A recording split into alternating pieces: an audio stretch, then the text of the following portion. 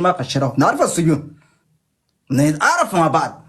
علشان كده انا ما ممكن نمسك ليه حاجه وندي له وراي 1000 نفر. ما ممكن تيجي تخط لي زول فريق، تخط لي زول لواء. يا اخي كرش القدر ده انت بتاكل في شنو يا زول؟ عسكريا كده يا اخي. والله الكلام ده ذاته حار لما الواحد دار يتكلم. يا اخي اكل كوجه ده مع الجيش ده، اكل ملائم 3 ده، والله كرشك ده اقسم بالله بكره بكون ما في. عسكريا كده اكل الكوجه ده بس، اكل دخل يدك في الحله ده اكل مع الجيش ده. لكن لا يمكن جنودنا بياكلوا ملائم 3 بصلايتين وويكا وزيت وملح. هل يكون ملح ما في؟ اكل مع الناس ده. الكرش ده بيجي من وين؟ الزول اللي بيجيني طلعته قدر ده كويس، الزول ده ما قاعد بيخد يكون واخد دايرين جيش. انا كنت عسكري في الميدان، ما تقول لي اختصر اللاعب ده حقي انا ما عجبك اطلع. عديل كده بقول لك كده، ما الناس قريب بيتكلموا هنا 4 ساعات. هلا كلام ده حار منطقيا كده. زول بيشرب من الجركانه، زول بيشرب من المويه العربيه المعلقه الباخل اب 8 ولا اي حاجه المعلق في السياره، مويه سخن، مويه سخن عربيه بتدور مويه سخن. انا نشرب مويه سخن. السياره ما بنوليها في زمان احنا يا اخي وقد في زمن نحن 30 يوم ده نشرب مويه بس، صحن كوره بس نكون فوق الدقيق كده ومويه فوق حبه ملح بسيط. يا اخي الدقيق بتاعنا نحن ناكل به بدو اترون. تعرفوا العسكريه يعني زول بقول لك قايد انت ماشي نشتغل كده، نشتغل عسكري. انا خلي عسكري كده، انا ما لقيته لابس بوت بتاع رابط كويس، عسكري لقيته سو ما كويس، عسكري ما لقيته يا اخي خاتم بوره كويس، عسكري ما لقيته ولا اي حاجه ما نضيف ذاته ما عسكريه. انا دار انت دار تاخذها تصرف لا تشتغل شغل زي الرجال يا تخلي العسكريه. ما ممكن انت تقول عسكري متدرب 9 شهور و10 يوم زي ما بقول لك عمر الزول لما ينجب عربيه هو 8. انت ما عسكري. العسكري من السياره تقع لكن ما يقع في الارض، تقع كده تقع ايوه تجي تقع ببطن مع الناس بقول عسكريين تقع بقفا ما تقع ليه بورا وقعت بالورا مويه البلاعه موجوده. نشتغل معك عسكريين، استلم بالشرطه تدور. انا نشتغل عسكري، عمليه عسكريه وبعرفوني الرفاق بتاعي. تحياتنا لكم. ده نفط لكم الله يفتاني والله للاسف. اول حاجه والله يا شباب لكم التحيه. فالحاجه اللي داير اقوله بس الدوله ده فيها خلل كبير. الخلل ده يعني كلنا ما يترفين في الخلل ده، لكن الحاجه اللي خلانا عليها دفعنا شنو؟ الجيش ده عارفين انه كاب. الجيش ده خش في مرحله في زمن نميري، خش في شهوقه، دخلوه في الايديولوجيا. جو نميري كمان سلم السلطه كمان فرد قلب من فجاب حسن الترابي، ومن ايديولوجيا زود ثاني خش في ايديولوجيا. ف 30 سنه ما هسه حاليا شنو؟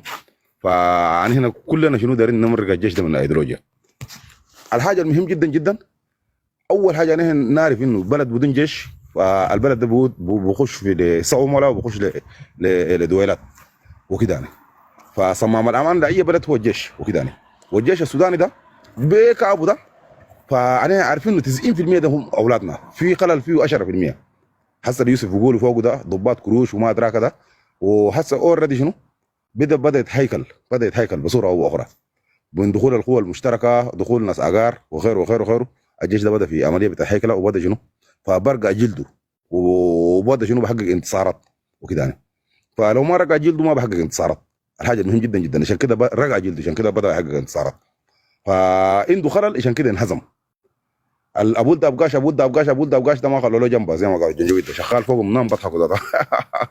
ابو ده ابقاش تاكل شنو انت ابو ده كرشه كبير وضربه قول بقى قدام ابو ده ابقاش. فجنجويد اشتغل فوقهم ابو ده ابقاش ده ما خلى لهم جنبه عشان نكونوا واضحين. جنجويد قاعد يستمتع متعدل بلعب العيال الصغار ده الدقون ده بجزهم تحت وبرقدهم تحت. ارقدوا اجروا قنب تحت قوم فوق واسوي فوق. ابو ده ابقاش ده يسوي زي بيقولوا لبابا كده بس يعني وصلوا في حاله مرمط بالجيش السوداني ده مرمط الله يلاقينا. يعني كلنا شايفين الكلام ده، والكلام ده ما بالنسبه لنا عليها ما جيد. وكان بأسفنا جدا جدا انه جنودنا فبيهنوم زي ده، لانه الجنود اللي بيهنوم دول هم اولادنا هنا عشان نكون واضحين. هم اولادنا، هم اولاد النوبه، اولاد الخرابه، زي ما بيقولوا اولاد الغريب، اولاد النيل الازرق. فهم ناس الزرقاء زينا ده، زي يوسف وزي غيره وزي غيره وغيره. هم من عموم الشعب ده. الجيش اللي انا شايفينه ده حتى شايفينه ذاته البوت بتاعهم ذاته تعبان. الدعم السريع ده انا شايفينه دعم السريع ده لابس بوت اللابس بتاعه الاخضر تشوفه ده بوت خفيف اول حاجه في الجري، وعنده ياي ذاته تهد. انا البوت ده نفس البوت ده انا قبل يوم عندي له وكده يعني. فبوت انت البوت الاخبش تشوفه ده فتحاته ذات عنده فتحات بتاع تهويه، وعنده يايات تحت ممكن ينط من اي محل شتى قرب زي شتى ما يجيه اي حاجه شفتها. بوت ذاته فل. بعد ذاك عنده كفوف تلقاه ذاته عنده رابطه بتاع يعني، وعنده شتى ورابط له شفت كفوف ورابط له بتاع، حتى انه دروع ذاته دعم سري ده لابس له بوت سفنجه يا اخ ماشي يلا يلا قاش ذات تلقاه ما عنده ذات رابط ده حبيل ذات تلقاه. اول ده قاش منتهي يا اخ مش ياكل كوجه والله دينه ذات مارك.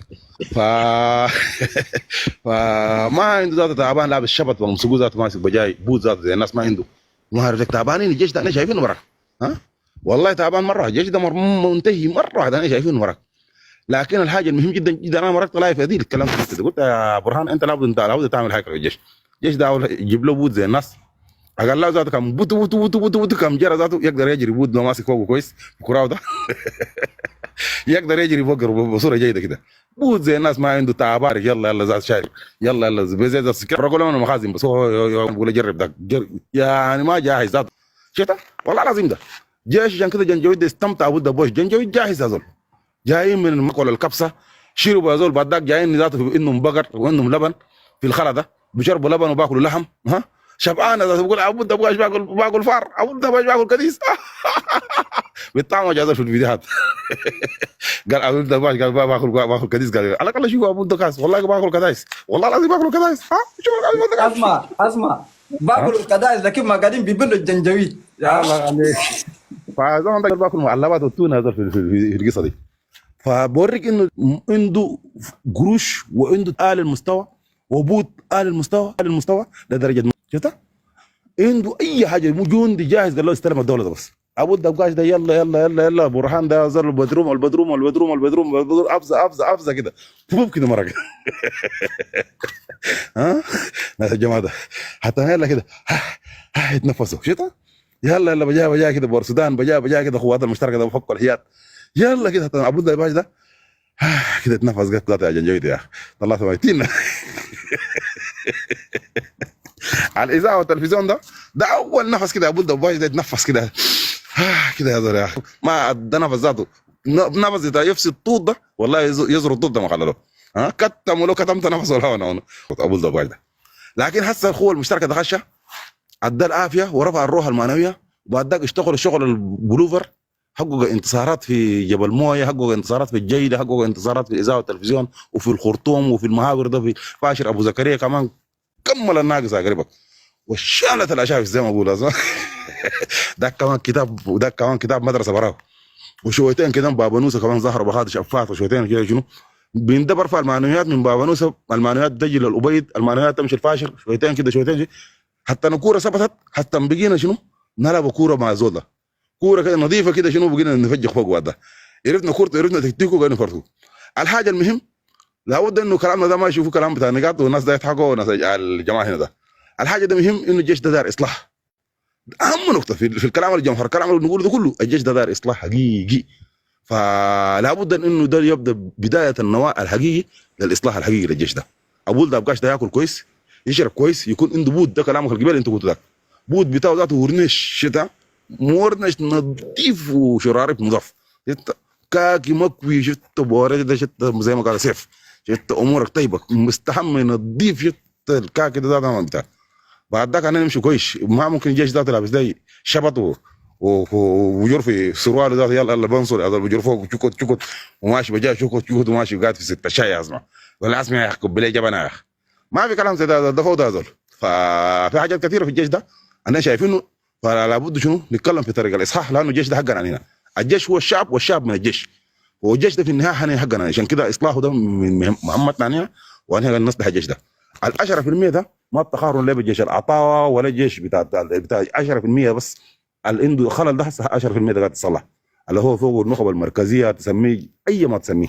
فالقاعدين 10% بتاع الجيش ده لكن 90% ده كله جيش الكليه ده الاهالنا ده ناسنا ده النقطه المهم جدا جدا هسه بدا فوقه والناس تبدا اصلاح حقيقي يعني في الجيش والقوه المشتركه ده نواه حقيقي للجيش السوداني زي ما بقولوا نكرر في النقطه دي. الكلام ده طبعا ما بعجب ناس كثار طبعا ها لكن ده الرصه ذاته المنصه شفتها قريبه في الشغل ده. فزي ما قال ابو رهب فما ممكن تاكلون عظم قالوا ترمونا قال اللحم ده ما بيجي قال ناس ده ناس شاكل ده هم دول السلطه فبعد ما جنجويد ينتهي ده فهم ده اللي بيشكلوا السلطه الحقيقيه للبلد. بعد ذاك يجي انتخابات، يجي تفاصيل بعد كم زمن البلد تصل لعافيتها، بعد ذاك يشوفوا المساله شنو.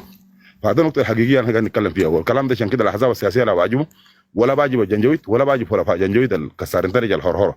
فانا اشكركم كثير، ما اطيل عليكم.